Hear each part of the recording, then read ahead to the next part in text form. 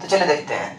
अगर हम आम तौर पे बात करें जिसे जो बचपन में हम पढ़े थे कि इसको कहते हैं भाज्य, ये वाले पॉइंट को कहते हैं भाजक और ये वाला को कहते हैं भागफल और नीचे जो रिमाइंडर बच जाता है उन्हीं को तो कहते हैं शेषफल। अब यहाँ पे थोड़ा सा नाम चेंज कर दिया गया। तो क्या कर दिया गया है? तो ए भाज्य को सूचित कर दिया गया है, बी भाजक को, क्यू भागफल को और शेषफल को, आर। तो चूंकि सबका इंग्लिश सॉरी यहाँ पे गुना होगा वही है, इसलिए ए बराबर हो गया है बी क्यू प्लस आर। और इसमें से अगर आपको पूछ दे हम कि बताइए महाशय जी ए कौन है, ए भाज्य, बी कौन है तो भाजक है, क्यू कौन है भागफल है और आर कौन है शेषफल है। बात को समझिएगा थोड़ा सा अच्छे से। तो ए जो है ये भाज्य है, अब बी क्या है भाजक है, भागफल क्या है क्यू और शेषफल क्या है आर। क्लियर? तो इस तरह दिया गया है। अब जो भी सॉल्यूशन हम करेंगे, जितना भी सॉल्यूशन करेंगे सब इसी मेथड से होगा। ठीक,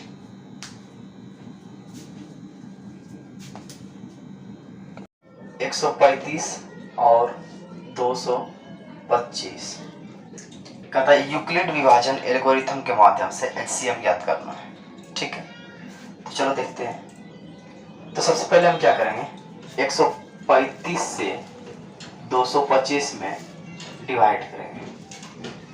कई बार में खाएगा तो एक बार में 135 खाएगा, -5 है 5 या 0, 12 में 3 गया 9, बचा कितना 90। फिर 90 से डिवाइडेड करेंगे 135 को। कई बार में खाएगा एक बार में, 5 और 13 9 या 4। फिर 45 से डिवाइड करेंगे 90 का, 45 दूनी 90 और ये पूरी तरह कट गया। ठीक, तो चलो देखते हैं। ये सब कटिंग हो जाएगा, टेंशन नहीं है।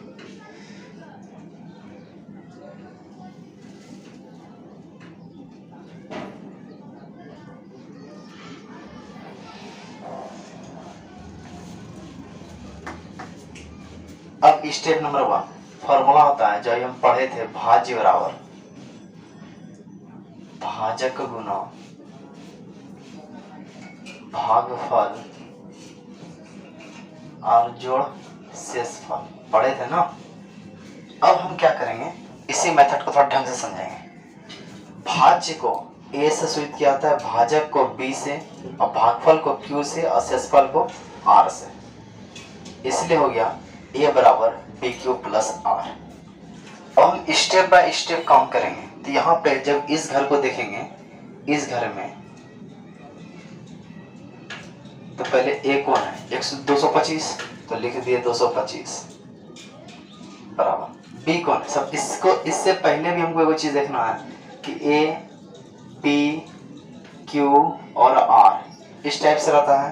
तो ए के जगह यहाँ कितना है 225 है, लिख दिए। बी की जगह कितना है 135 है, लिख दिए गुना। क्यू की जगह कितना है तो 1 है और आर की जगह कितना है 90। ये पहला घर का खेल खत्म हो गया। क्लियर है ना? चलो अब करेंगे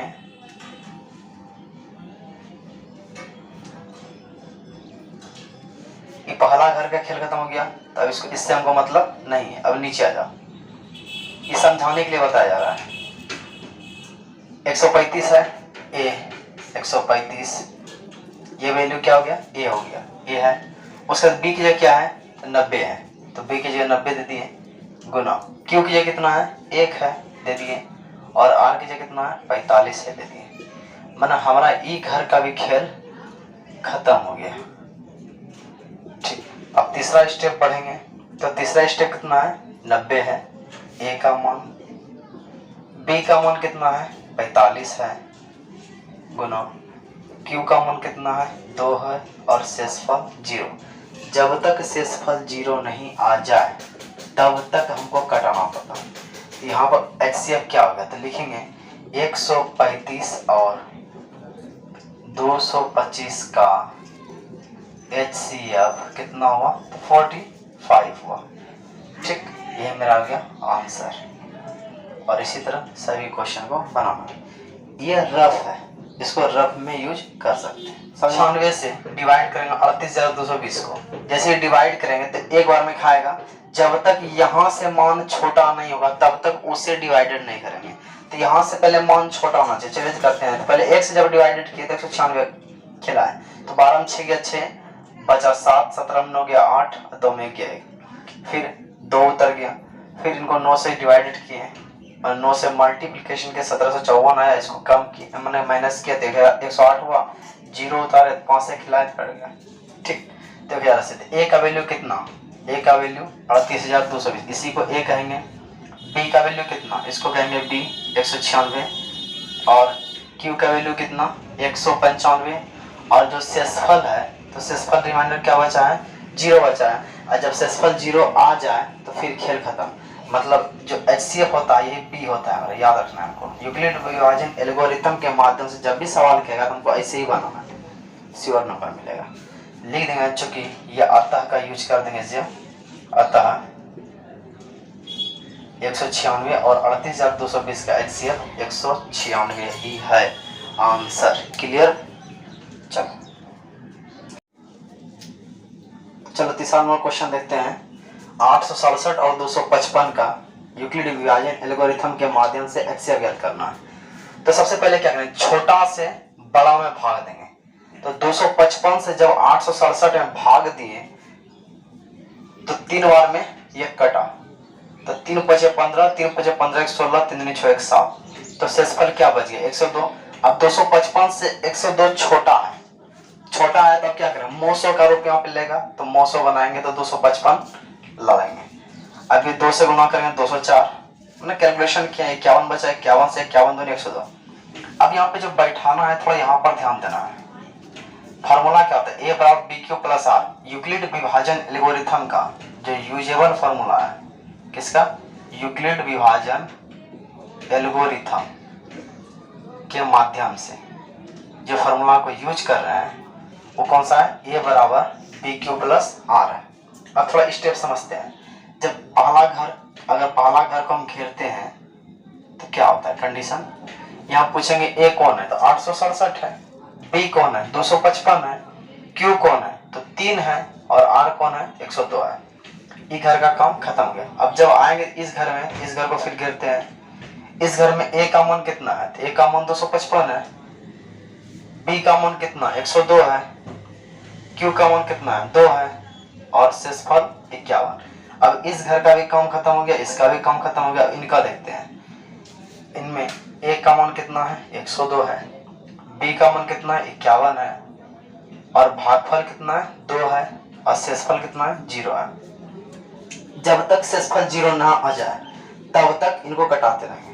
तो HCF कौन सा पॉइंट होता है, तो बी वाला, तो ये हो गया HCF। तो लिख देंगे 867 और 255 का जो HCF है वो कितना है 51 है, और यही मेरा आंसर, फुल का फुल मार्क्स मिलता है। चलो तब देखते हैं दूसरा नंबर क्वेश्चन। कहता है कि दर्शाइए कि कोई भी धनात्मक विषम पूर्णांक 6q+1 या 6q+3 या 6q+5 के रूप का होता है जहाँ q कोई पूर्णांक है। तो मान लिए, माना कि a कोई धनात्मक विषम पूर्णांक q है, यहाँ छोटा है क्या है q है, चूंकि 0 greater than is equal greater than r greater than 6 है। मतलब क्या, 0 से बड़ा r होगा या उसके बराबर होगा, या r से बड़ा 6 है, r से बड़ा 6 ये कंफर्म है। मैंने कह सकते हैं 6 से छोटा r है और r से छोटा या बराबर 0 हो सकता है, दो संभावना दिया गया है। तो हम मान लिए शेषफल r बराबर 0 1 2 3 4 5 तक। तो यूक्लिड विभाजन एल्गोरिथम के द्वारा जो फॉर्मूला दिया जाता है a बराबर बी क्यू प्लस आर होता है, जो पढ़ाए हम a बराबर बी क्यू प्लस आर। तो ये b के जगह क्या था, तो यहाँ प्रूव करने का था 6q, तो b के जगह हम क्या ले लिए 6 ले लिए। तो भाजक का एक रूप जो कौन बना रहा है 6 बना रहा है। स्पष्ट हो रहा है इससे कि 6 बड़ा है, मतलब 6 भाग दे रहा है। स्पष्ट है क्या, 6 भाग दे रहा है। तो चलो भाजक पता चल गया वो 6, तो 6q प्लस आर एक मेरा समीकरण बन गया फर्स्ट। अब इसी समीकरण में r का मान हम रखेंगे, तो चूंकि धनात्मक विषम पूर्णांक बोला था, इसलिए उसी संख्याओं का मान रखना है जो धनात्मक में विषम होगा। तो जैसे 1 रख दिए, 3 रख दिए, 5 रख दिए, तो पहले लिख दें समीकरण फर्स्ट में r का मान 1 रखने पर, तो r बराबर 1 रखने पर, तो a बराबर दिया गया है 6q प्लस r, तो 6q प्लस r में r के तो जगह 1 रखेंगे ना, खाली रख दिए 6q प्लस 1 हो गया। फिर r के जगह 3 रखने पर तो 6q प्लस r, तो 6q प्लस 3 हो गया, और r के जगह 5 रखने पर तो r के जगह सिर्फ 5 रख दिए, और इस रूप में हम लिख सकते हैं, और ये आंसर क्लियर हुआ। अगर कोई डाउट हो तो कमेंट बॉक्स में कमेंट कीजिए। चलिए ठीक, चलो 3 नंबर क्वेश्चन देखते हैं, फटाफट देखते हैं। सेना में कुल सदस्य 616 था, जिसको हम ए मान लेते हैं, ए 616 गया। अब विभाजक जिससे हमको करना है वो 32 दिया है, कहता है स्तंभों की संख्या ज्ञात की, स्तंभों की संख्या मान ले HCl, ठीक है, क्या मान ले HCl। अब क्या करेंगे हम, यूक्लिड विभाजन एल्गोरिथम के माध्यम से 32 से 616 में डिवाइड करेंगे, तो 32 एक बार में खाएगा, और इसको 11 में 2 गया 9, और 5 में 3 मैंने माइनस किए तो 29, अच्छे 9 से गुना किए, 9 बार में खाएगा, और बचेगा 8 से फिर 32 में डिवाइड। तो यहाँ जब तक छोटा ना जाए इससे, तब तक कटाते रहना, अगर इससे छोटा आ गया तब आगे सॉल्यूशन करना है, आगे इसको डिवाइडेड करना है, फिर 8 चौके 32। तो अब क्या करेंगे, ए का मान हम जब देखेंगे, अभी यहाँ से लेकर इस घर में, यहाँ से लेकर यहाँ तक कम होगा कि नहीं होगा, अरे होगा ना, ध्यान से समझो भाई। तो ए का ए हो गया ई, बी हो गया ई, क्यू हो गया ई, और ये आर हो गया कि नहीं हो गया। ए का मान जो दिया गया है, ए का मान कितना है 616 है, तो ए का मान 616 है, बी का मान कितना है 32 है, और क्यू का मान कितना है 19 है, और आर का मान कितना है 8 है। तो चलो अब देखते हैं दूसरा स्टेप की बात करेंगे। दूसरा स्टेप तो ये बनाएगा ना, तो 32 दिया है क्या ए का मान, और क्यू का मान सॉरी बी का मान कितना दिया 8, क्यू का मान कितना है 4, और शेषफल क्या है 0। अब स्तंभों की संख्या में हमको HCl ज्ञात करना होता है, स्तंभों की संख्या कितना हो गया 8, आंसर क्लियर। चौथा नंबर क्वेश्चन जवाब देखते हैं फर्स्ट। चलो 4 नंबर क्वेश्चन कर बढ़ते हैं। कहता है यूक्लिड विभाजन प्रेमिका का प्रयोग करके दर्शाइए कि किसी धनात्मक पूर्णांक का वर्ग, तो बात को ध्यान देना थोड़ा सा। कहता है वर्ग, मान लीजिए कि ए कोई धनात्मक पूर्णांक है जहाँ ए बराबर दिया गया 3q प्लस 1 3q प्लस 2। अब इसका हमको वर्ग करना है, तो ए बराबर 3q कर दिए, चूंकि ये दिया गया था, माने ये वैल्यू दिया गया, तो वर्ग करने पर हम सिर्फ इस साइड का वर्ग करेंगे। 3q का स्क्वायर क्या जाएगा 9q स्क्वायर, 3 का स्क्वायर 9 और q का स्क्वायर q स्क्वायर। अब इसमें बहुत अच्छा डाउट होगा, तो इसे करके हम दिखाते हैं थोड़ा सा। 3q को 2 बार लिखेंगे, तो 3 गुना 3 9 और q गुना q स्क्वायर, ठीक है, तो इसमें डाउट नहीं होनी चाहिए। अब इसमें से क्या किया, 3 को हम बाहर निकाले तो बच जाएगा अंदर 3 q स्क्वायर रहने दे, इतना बराबर लिख दे कि m रखने पर, मतलब क्या 3q स्क्वायर बराबर क्या रखने पर m रखने पर, तो इसके बदले में क्या रख दे m। तो पहला क्या पता ये लिख सकते हैं, तो लिख सकते हैं 3m आ गया। फिर दूसरा कंडीशन ले दिए 3q प्लस 1 का, जब 3q प्लस 1 कर लें, इस पे भी स्क्वायर वर्क करने पर लिख दें, तो 3q प्लस 1 का स्क्वायर, तो 3a square plus b square plus 2ab, a plus b का स्क्वायर। अगर कोई अच्छा नहीं जान रहा है तो उनको साइड में लिख देते हैं, a square plus b square plus 2ab। तो एक जगह क्या है 3q का स्क्वायर प्लस b की जगह क्या है 1 का स्क्वायर प्लस 2ab, ठीक है। तो 3 का स्क्वायर कितना जाएगा 9, q का स्क्वायर q स्क्वायर, 1 का स्क्वायर 1 और 2 दिया 6 गुना q, 6q और गुना 1 6q। इन दोनों को ए पर एडजस्ट किया, मतलब एक जगह लिखे, ठीक है, प्लस 1 रहने दिए। इन दोनों में से 3 को कॉमन ले लेते, 3 जब कॉमन लेंगे तो 3 3 9, मतलब 3 बचेगा, q स्क्वायर प्लस 2 बचेगा, 3 दूनी 6 गुना करना 3 पूरे प्लस 1। अगर कॉमन लेने के लिए बहुत बच्चा नहीं जानता है तो क्या करना है, यहाँ पे 3 से डिवाइड करना, मतलब कॉमन बाहर निकाल करके डिवाइडेड करना है। तो यहाँ क्या बचेगा 3 से डिवाइड करें 3 बचेगा, यहाँ 6 में 2 बचेगा, 3 दूनी 6 और प्लस 1। इतना बराबर लिख दें क्या रखने पर m रखने पर, इसके नीचे m लिख दिए प्लस 1, दैट्स ऑल। इसका भी आंसर क्लियर हो गया, 3m और 3m प्लस 1 के रूप में लिखा जा सकता है। चलो नेक्स्ट क्वेश्चन, और 5 नंबर क्वेश्चन है दिया गया है, तो माना कि a कोई धनात्मक पूर्णांक है और a बराबर 9q प्लस 1 और 9q प्लस 2 के रूप में लिख देते हैं। जस्ट 4 नंबर के तरह का ही बना रहे हैं। अब यहाँ a बराबर दिया है 9q, तो 9q क्वेश्चन में कह रहा है कि घन कीजिए, तो घन करने पर घन का मतलब क्या होता है बाबू 3 पावर में क्यूब करना है, तो 9q का क्यूब कर दिया, तो 9 का क्यूब कितना जाएगा 729 और क्यूब का क्यूब हो जाएगा, है ना, समझ आ रहा है ना, क्यूब का क्यूब हो जाएगा। इसमें 9 निकाल लिए तो 81 बचा, क्यूब का क्यू रहने दिए, कोई दिक्कत। 81 क्यू का क्यूब बराबर m रखने पर, तो 9 इंटू इसके बदले हम m रखने, मतलब हमको यहाँ पे एक बात ध्यान क्या देना है कि सिर्फ जो कहा गया है सवाल में यह लिख सकते हैं, तो उन्हीं को लेकर हमको देखना पड़ता है कि क्या कर सकते हैं, क्या कॉमन लेने पर हमको m रखना है।